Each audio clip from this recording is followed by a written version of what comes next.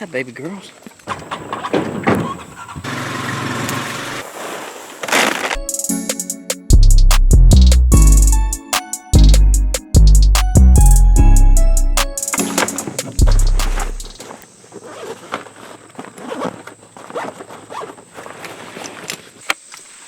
Woo!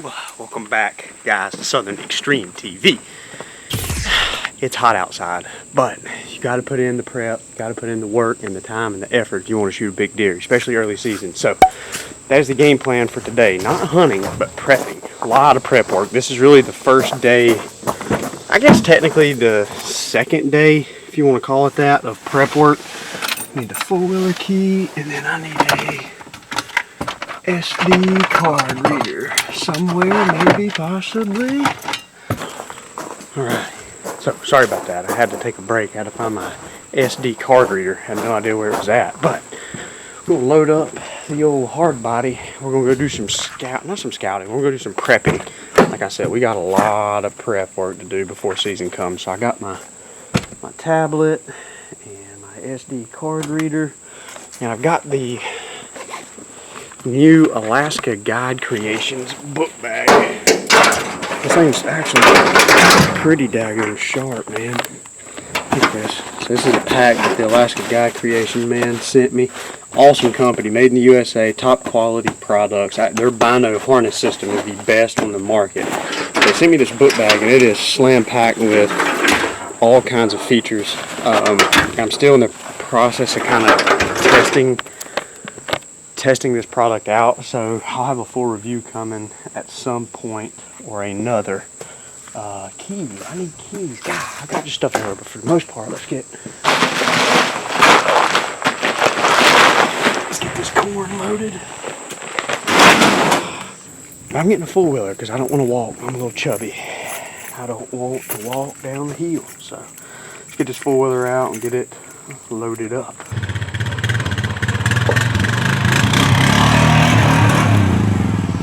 That's mo better, mo better.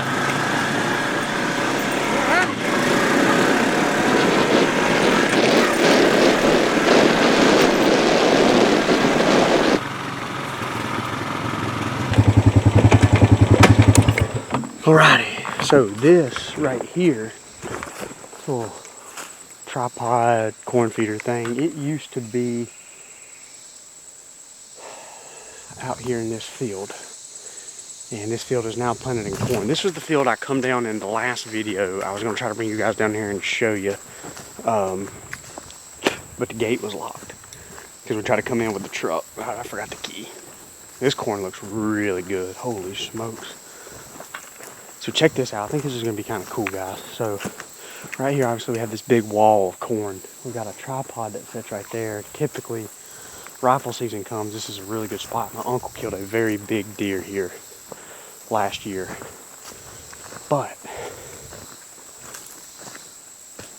what the heck is that on the ground? Muskie dimes? That is. There's muskie dimes dropping right here already. That's a good sign. But we've got corn right through here, and then we've got a little stand right here.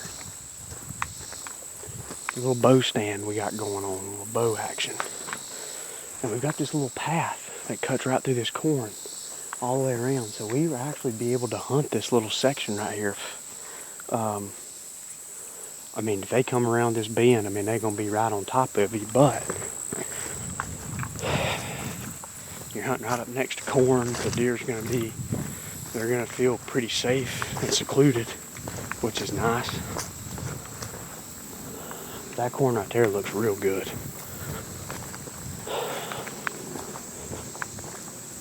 There's a couple good tracks. That's a good track. Look at that. Look at this track right here, guys. That's a decent deer. That's a decent deer working this little stretch right here. Coming right into this corn feeder. But the issue is we don't have a stand in here now. So I'm thinking I may have to come in here and put a stand up in here and hunt the edge of this corn. Maybe in this tree right here. Put a stand up right there, maybe move move the one that is right there to there, or maybe just put a brand new stand. Possibly just put a new stand right there. That way you can kind of hunt this whole little wing right here. But I don't see, it doesn't look like Dad has a camera down here yet. If he's got one up, typically we put it on like that tree back there or somewhere through here, so looks like I need to get a camera put up here so we can monitor and see what all's pushing through this little area. Perfect.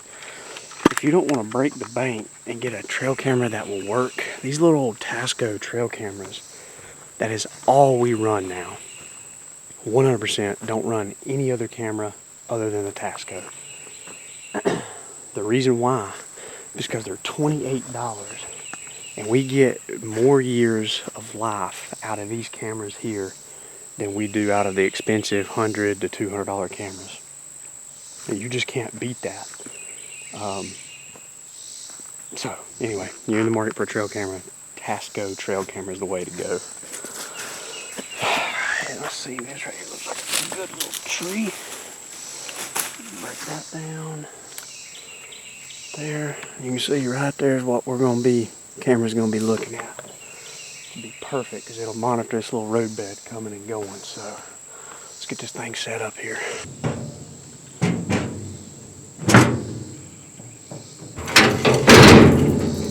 Nope. A little bit of corn. Not a lot. We're going to go ahead and put a whole bag in here and be done with it.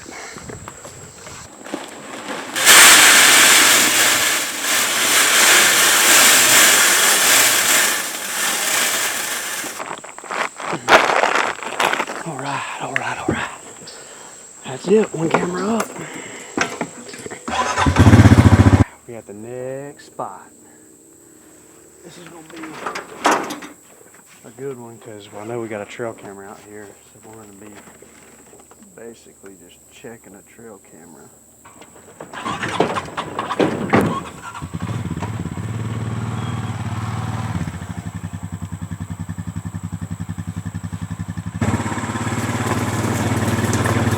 So the one thing I do want to do right here is my stand. Right there in that little cluster of trees. And it's overlooking this cornfield right here. One thing I do want to do is I do want to change this stand out. That stand is not, that lock on is not comfortable to set on. So I think I'm going to get a new lock on this year for that tree. I'm going to pop this in my phone, see what's been moving through here.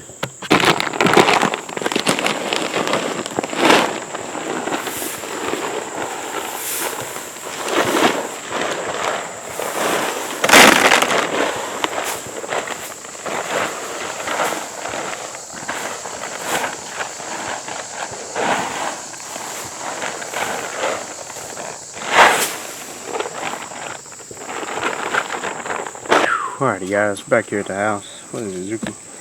Sorry, kind of cut real quick, but I was wanting to get the corn out and get out of that spot. Look, I'm trying to film and you're messing up the shot. Your breath stinks. But anyway, I'm going to show you guys just one photo of one of the deer that I'm going after. He's probably the oldest deer on this place. And that's all I'm going to show you. I'm going to make you guys stay tuned for some of the other ones.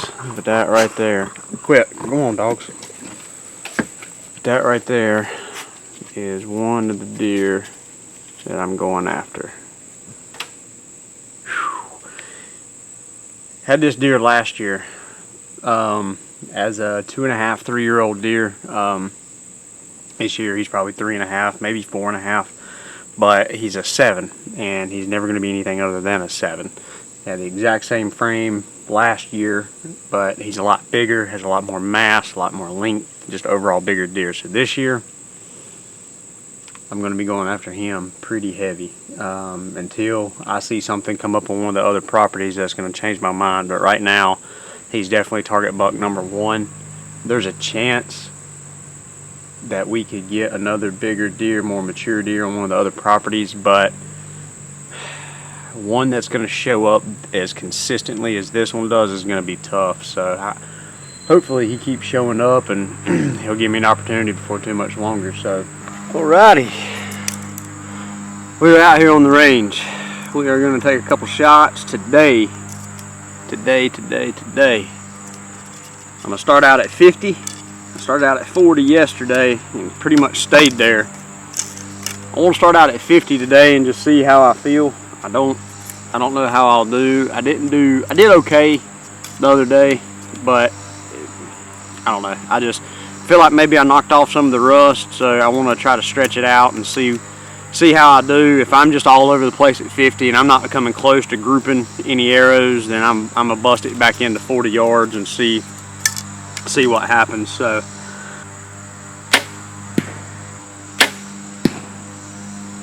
that one felt a little bit better, but I don't quite know where I hit there. You guys probably can't hear me as good today. I didn't swap out the batteries on my wireless mic, so I'm using the audio just straight off the camera.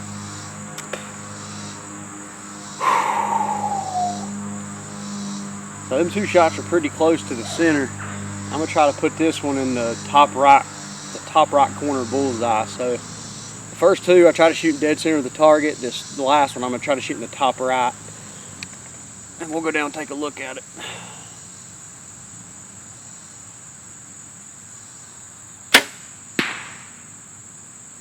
Alrighty. My first one I thought was low was actually dead on for the most part. And the other one I thought was pretty close was actually high. And then I wasn't that far off on the one that I shot to the top right corner. But definitely not where I wanted to be. So that one right there was the very first shot. My second shot was right there. And then my third shot was there, but I was actually aiming at that dot. That shot I was not aiming at that dot. I was aiming down here. So it's not a good group.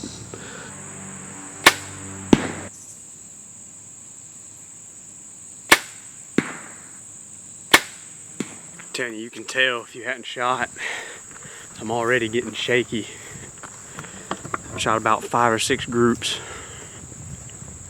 3 arrows each, so 15 to 18 shots. And I can tell when I draw back on my second or third time, I can feel my pen wanting to kind of walk around. But you need to push through that and take a couple shots where you're not comfortable, because that's it's real world stuff. You're walking in, you're tired, you're out of breath, and a deer comes straight in on you. I mean, you have that happen sometimes, and you be ready to take that shot. Getting a little bit closer, but still just not grouping worth a crap. 50 yards, man, I really like my groups to be inside basically a Coke can, like the bottom of a Coke can. That's really what I like my shots to be at 50 yards. And I'm not that right now, I can promise you that. And just for the record, I get a lot of questions from people. They're like, man, you shoot at 90 yards, but would you shoot at a deer at 90 yards? And the answer is no, absolutely not. I shoot at 90 yards so that if a buck of a lifetime comes out at 50 yards, then I'm going to be prepared to make that shot. I train 30 to 40 yards farther than what I would ever ethically take a shot at in the real world. I'm feeling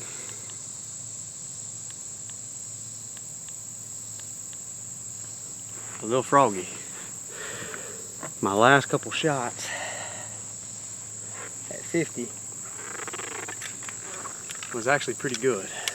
So we're back here at 90, and we gonna stretch it out and see what happens. So I'll spin y'all around.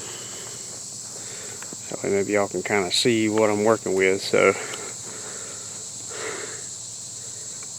I'm gonna zoom in so that way you guys can see. I don't want y'all to think I'm a phony, because more than likely you're gonna see me hit that black mat in behind this target. It's gonna be embarrassing, but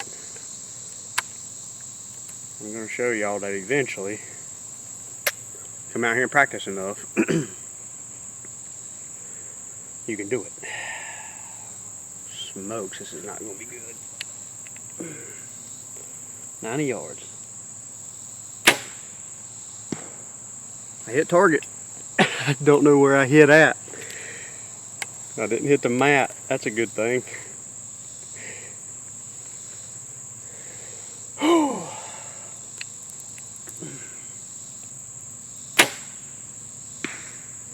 I barely hit the target right there. Holy smokes. I might not even have hit the target right there. I may have hit the daggum mat. That may have hit that black mat back there. That sounded a little funky.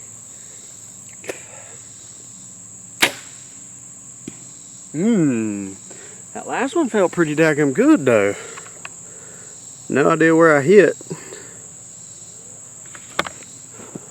Let's get you guys unplugged here. Because we're going to walk down here and see what it looks like.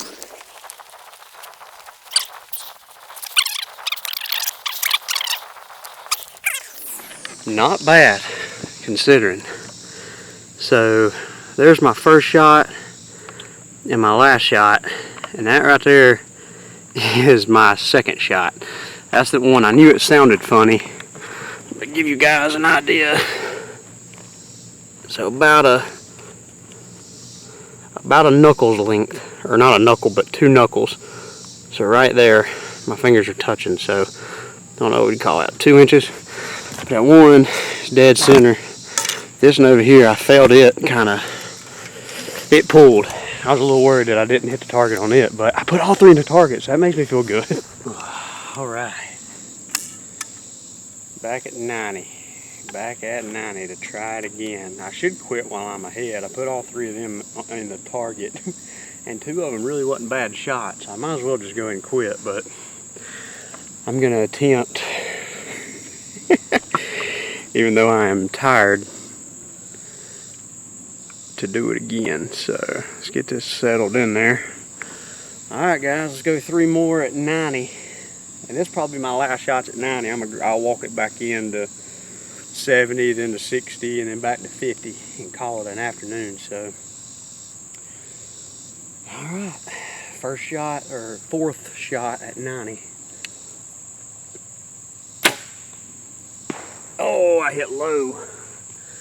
Low. It looked like it was on line. It looks like I was good left and right wise, but I hit low, it looked like.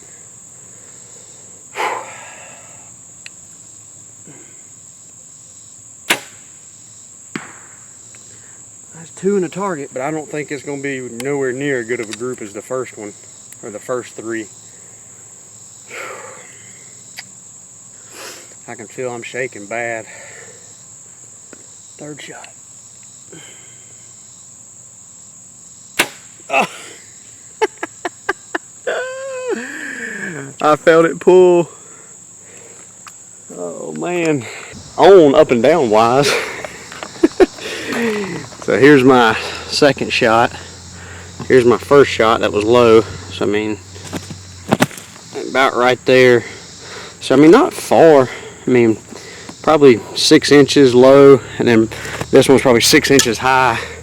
And then this bad mamma jamma here, it skidded up and hit somewhere off right in here. Right there is where I hit.